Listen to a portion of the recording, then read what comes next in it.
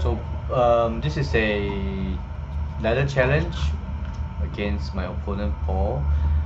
I'll say that in terms of his play, I will call him somewhat of a pusher, not in a bad way, but which means he consistently brings the ball back, but without pace, and best of all, without pace into my backhand, which is one of the worst place to put, one of the worst place for me, and as a result, in this particular match, yeah, I think I made a lot of unforced errors.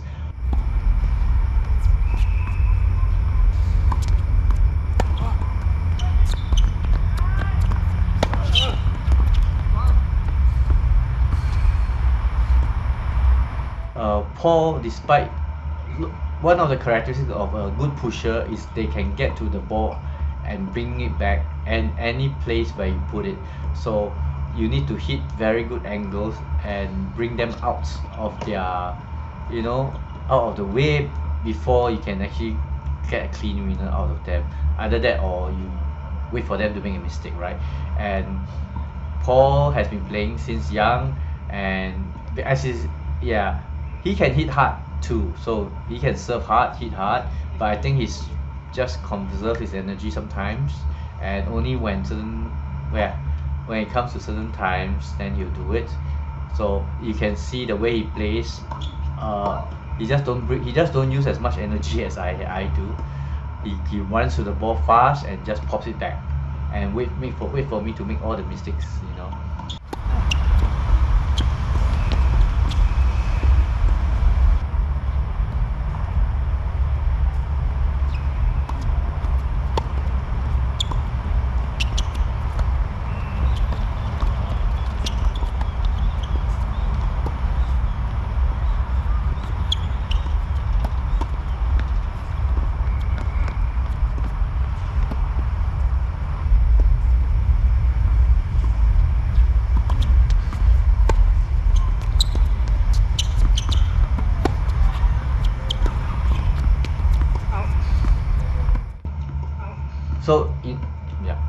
So in order for me to win any points from him, it takes a lot of hittings, you know, getting the right angles and actually being aggressive coming in.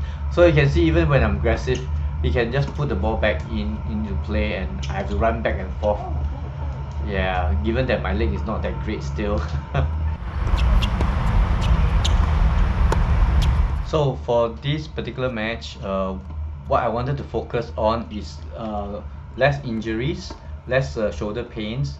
So the first thing was really the serve motion. I want to make it more fluid, less so it's less aggressive, but I want to make sure that I have consistency there, and that it doesn't cause additional strain on my shoulders. So that's one. Second thing, when hitting the ball, I want to get them away, a bit further away from my shoulders, and also part of my injury reduction strategies. And so you can see that I'm not aggressive, but I think I made a lot more mistakes than I would normally make if I'm all out. But also because he's playing a game that I'm not the best, it's not the best for me. Games that goes short, goes long, and then you know, is paceless, and you are forced to drive the power on your own. So that is one of my weakest game. And so yeah, but anyway, for this particular match, I'm quite happy that yeah, I managed to serve well, and I managed to yeah, hit well without, and I didn't have too much injuries or too much soreness on my shoulders after the game. So that is something that I'm quite happy with, that I managed to get a bit more better at now. So after that, next few matches I'll probably focus on some other stuff to improve. But you can see that I really trying my best to constantly bring back the ball to him, and the ball just keep coming back shorter and shorter until I get tired and I don't know what to do with them, and there you go, I'm dead.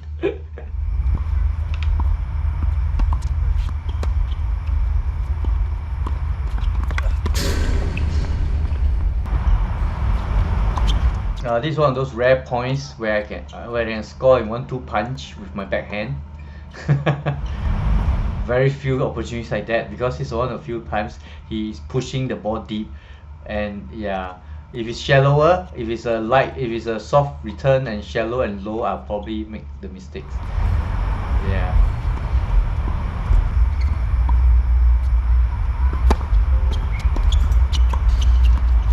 One thing I noticed is, I think it's a very common phenomenon when you look at videos of yourself playing or even somebody playing, right? Like, why is the ball so slow and you're not getting to it? But in actual situation on the court, the balls are actually quite fast, and just somehow maybe the recording is not 620 frames or whatever, so the balls does look slower, even when they're coming speeding fast sometimes. Yeah, I don't know what's the phenomenon. There we go. You see that? Paul, I mean, it's not, if the ball is so slow, Paul can actually get to it, but actually it's quite a short and fast ball, but it looks so slow, right, on the court, or on the video anyway.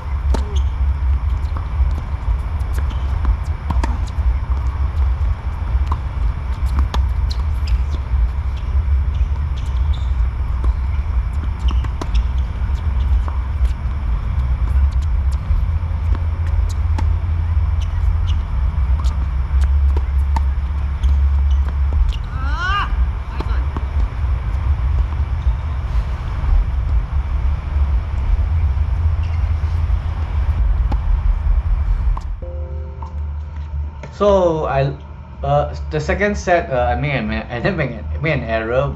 It's actually 6-1, but I thought it was 6-2. So at the end of this, we actually played an extra game, but I still lost that game. So yeah, so I lost it supposedly at 6-2, but actually I already lost by 6-1, and yeah, we ended up playing one more game because of my own mistake. So apologize to Paul for making running one more extra. On the second set, I'm actually I'm trying a bit to be more aggressive and to have more confidence to come in. So you can see that that's what I did here, instead of procrastinating whether I should come in and and then making soft returns instead. So a lot of the games I'm trying to, if it's low, I try not to put in my forehand. Sorry, if it's low, I just try to pop back the ball, and hopefully, and especially if it's coming into my backhand slow and low, right, I try not to drive it back with my backhand. I'll just pop it back up and look for opportunities to score some points. Yeah, I think I did score slightly better points rather than making too much mistakes, but overall, obviously, I've still lost my game, especially the 6-1, right? Yeah, but you can see that I'm being more aggressive here. It's just a matter of consistency and less mistakes. It's the soft balls that are always giving me problems, only because it's pretty okay here, but in the first set it was terrible, Yeah. See, the balls are really soft and they're really short. And if you don't defend well, yeah, you're running after the balls. So yeah.